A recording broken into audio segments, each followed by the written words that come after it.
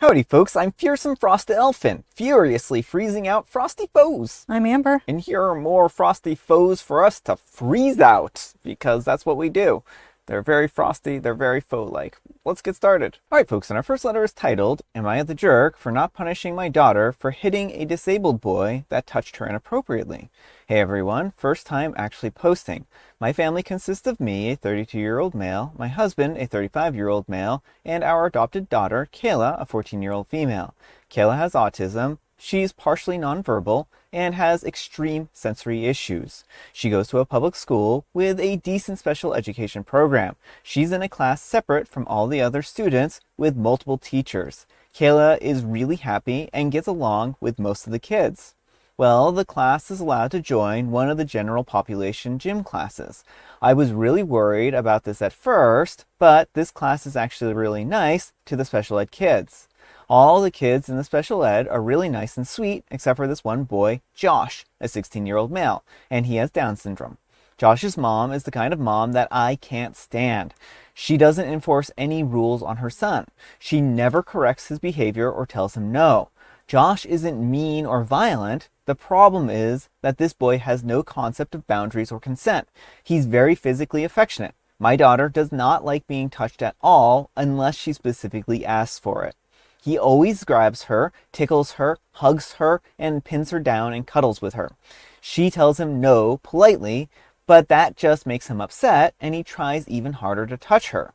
The teachers have to constantly tell him to stop.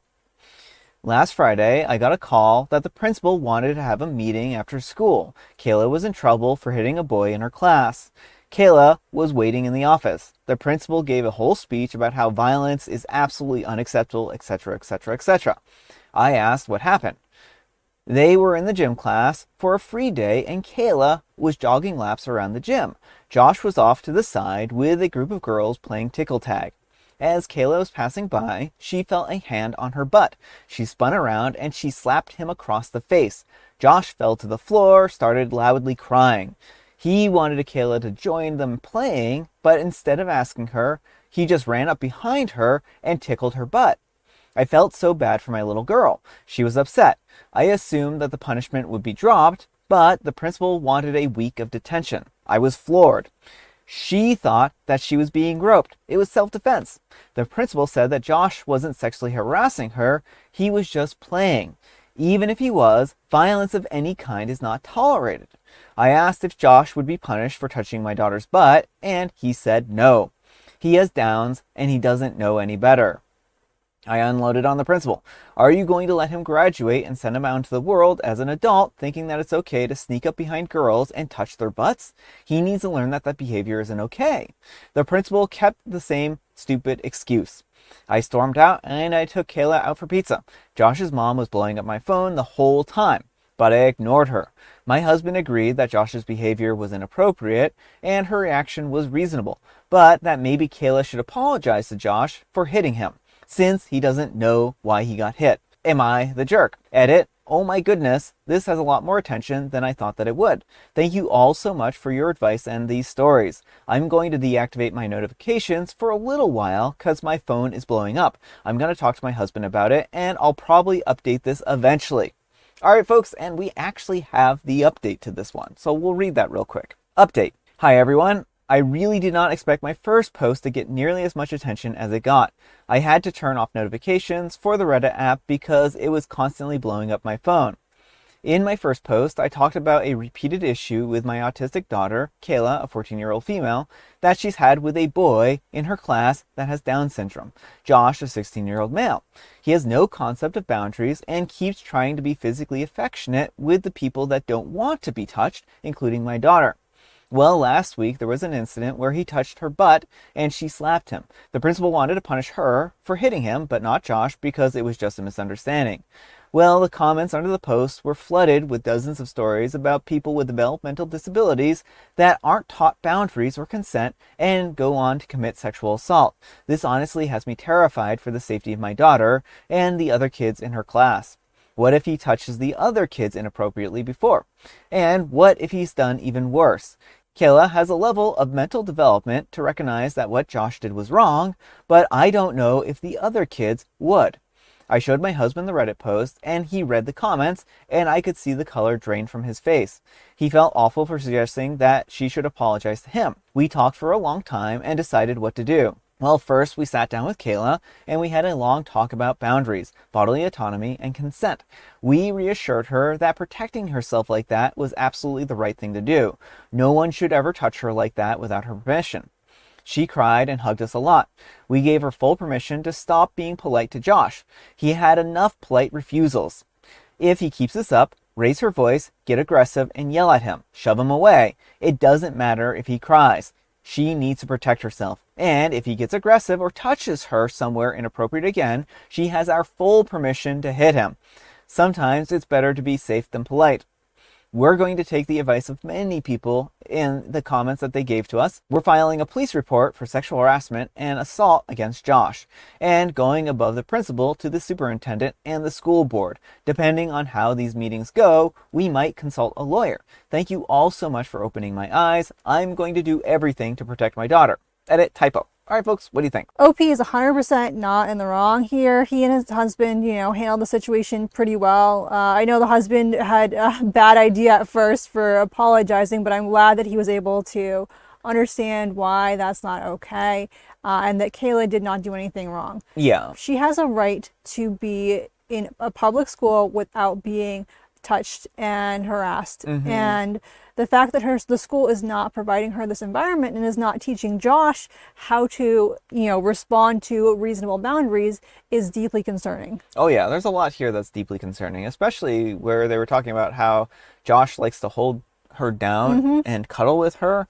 Like, that's completely inappropriate. The fact that he's doing that right now and they have to tell him to stop and he continues to do this says a lot about the situation. And she shouldn't be being forced into cuddling with this guy. Right. It sounds like this is a routine issue. Like, why isn't he if he cannot respect boundaries, then he should not be with the other students. And he needs to have that made clear to him that if you do things when other people tell you no, you don't get to play with your friends because you're hurting your friends. Yeah. Well, and I read a lot of the comments in the first post here, and a lot of them were talking about how people with developmental disabilities, they'll go on to commit like sexual assault and they'll end up in jail because even if they don't necessarily, they're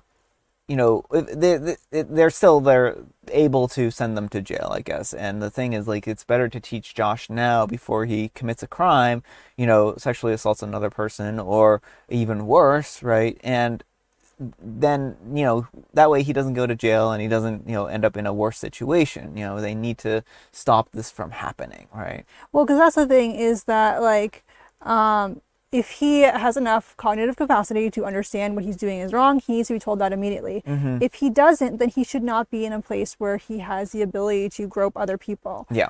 Because everyone else in that school has the right to a free and appropriate public education, and that includes a safe environment free from harassment and assault. But let me know what you folks think. So anyhow, take care and good luck. All right, folks, and our next letter is titled, Am I a Jerk for Telling My Mom That I Won't Go on the quote-unquote Christmas gift trip if my siblings have to cover my flight? I'm a 20-year-old female, and I'm one of 5 siblings, ages 16 to 27. Last Christmas, my parents told us that our gift would be a family trip to Universal Studios this coming Christmas. My mom bought the hotel and park tickets and asked if we wanted to go, saying that we would all fly. Of course I said yes. I was excited and thought that it would be fun to go on this trip. For some background, my parents are extremely wealthy doctors who own their own business. None of us kids are financially comfortable. I am a broke college student who recently took a year off after leaving an abusive relationship and struggling with depression. During that time, I had no job or income. I'm starting school again this fall and looking for work, but I currently have very low funds. My siblings aren't better off. My youngest brother is 16. My sisters, 21 and 24, both work minimum wage and are already struggling. And on top of that, my mom charges anyone over 18 $600 a month in rent to live in our very large family house. The only sibling doing okay is my 27-year-old brother who works for my parents. Well, fast forward to now, August, a few months before the trip, and the terms suddenly change. My dad chickened out of flying because of his severe anxiety and wants to drive instead, 16 hours versus a 2-hour flight. My mom and I both get motion sickness, but for me, it's extreme. I panic about getting sick in cars, so a 16-hour drive is my nightmare. Because my dad won't fly, my mom announced, you kids need to pay for your own flights now. For the two youngest who don't have any money, the rest of you can pitch in and buy their tickets. Or they'll have to drive their own cars. This is a test of sibling loyalty. I felt awful because I don't want my siblings, who are already broke, to pay for me. I told my mom that I want to come, but I probably won't go if it meant that they had to cover my ticket. She snapped and called me ungrateful for not wanting to go on a trip that she's spending so much money on, saying that if I go, I am throwing her generosity back in her face. So now I feel stuck. If I go, my siblings may be pressured into paying for me, and if I don't, I'll be labeled as ungrateful for wasting her money, and my little brother won't have a ride / my siblings will have to pay for him. If I drive, I'll have a panic attack and be sick and miserable, which definitely I don't want. Am I the jerk for telling my mom that I probably won't go if it means my siblings have to pay for me? Edit, just to clarify a bit, my dad wants my mom to go with him in the car, so she isn't flying now and is very mad about it. That's why we all have to pay. She said that there's only room for two, so that's why my brother wouldn't have a ride if I didn't drive him. Another edit, my parents are not medical doctors. They have PhDs in public health, science, and chemistry. Like I said, they own a business and not a practice. They assist with medical technology startups. My dad having flight anxiety literally has no impact or correlation on him being a doctor. Like at all. Anxiety affects every type of person, yes, even doctors. So please keep the snarky comments about that to yourselves. All right, folks, what do you think?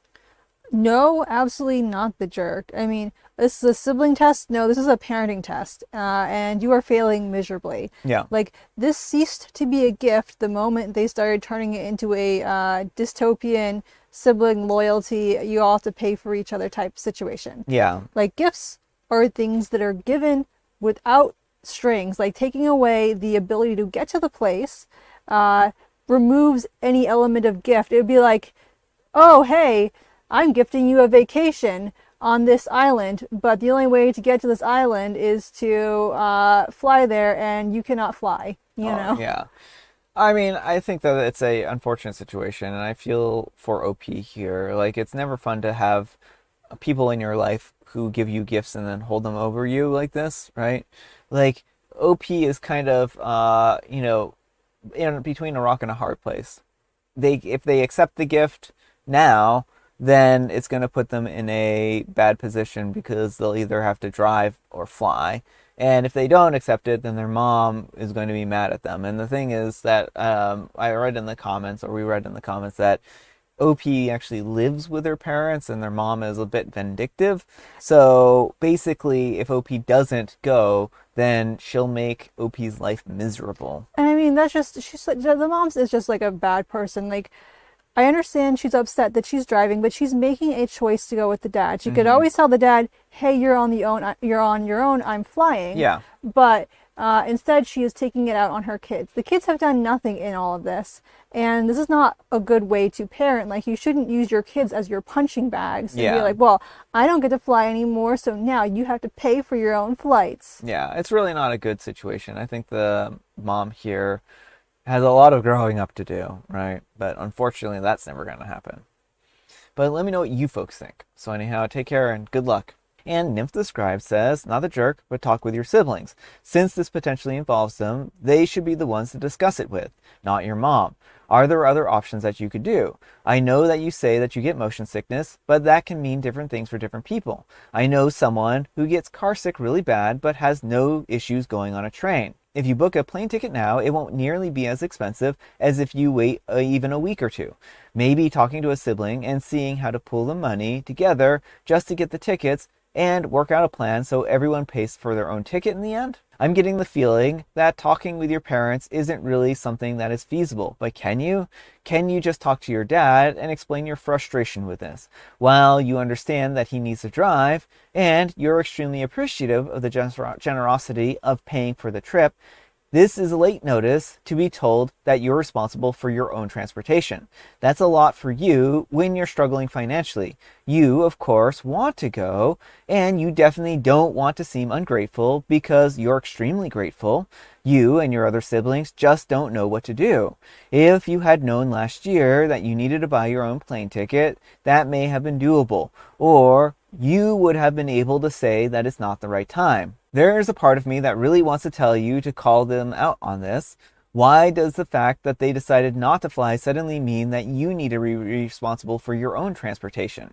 It's not like you usually get a discount on plane tickets when you go/buy as a group. This is a trip that they offer to cover the cost of. Shouldn't they still be covering the costs? Info, are they saying that you guys have to buy the 16-year-old a ticket as well? And OP replies, thank you for this comment. Unfortunately, this is something that happens quite often, and calling her out on it never ends well. I am used to having to push my feelings down and just go with whatever she says, or she threatens to kick me out. So I learned the hard way that saying something is a no-go. I think it all boils down to the fact that if she isn't flying with us, she doesn't care or wants to make it our problem. I think she's mad that she has to drive now, so she's kind of taking it out on us. This happens a lot. Misery loves company, I guess. She refuses to go on public transportation. If she does, she is miserable and makes everyone know about it. If you can't tell, our family dynamic is solely based on however she's feeling at any moment in time. If she's unhappy, everyone is. And yes, they are saying that we have to buy my little brother's ticket. So that's all pretty messed up. Mm-hmm. And Okra Either 2528 says, not the jerk, the mom is terrible, plain and simple. The dad too, if he's down with this whole sibling loyalty test. Are they secretly not doing so well on money? Who the F does this to their young children? Not to mention, what is their plan if no one decides to foot the bill or drive the 16-year-old? Are they simply leaving him? This sounds a bit ridiculous and hard to believe. And OP replies, I think it's more of a manipulation tactic than anything. My mom likes to gift things and then hold them over your head. They probably won't leave my little brother. It's just to make us feel guilty if we don't pay for it, I think, and paint us as bad siblings. But my older brother always does as they say. They know this, and so he will probably end up footing the bill.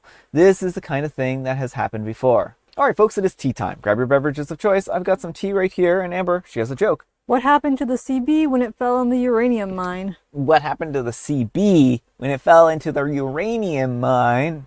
Well, I can tell you exactly what happened to the CB. Nothing happened to the CB because it probably wasn't in there long enough to have anything bad happen to it. I mean, it's just a uranium mine. I mean, it's not like unless it's like spent a long time there, you know. I mean, unless it's like in Marie Curie's pocket. It became radioactive. Oh, yes, I suppose it did. But it didn't because it's a uranium mine. I mean, we never said how long it stayed in there for. It could be in there for a very long time. Yeah. And I have licorice spice. And it is National Radio Day. Ooh, Radio Gaga. So go listen to Queen's Radio Gaga and celebrate it. That's all I can say. All right, folks, that's all the time we have for today. Thank you so much for watching. Happy, wonderful Wednesday, Hump Day, Friday, Junior's Eve. Amber, we need some kind of moral advice and or guidance, and please have it a haiku for Haiku Wednesday. It's a sibling test? No, it's a parenting test, and you have failed. I like it. I like it a lot. Thanks so much for watching, and we'll see you all tomorrow. Bye.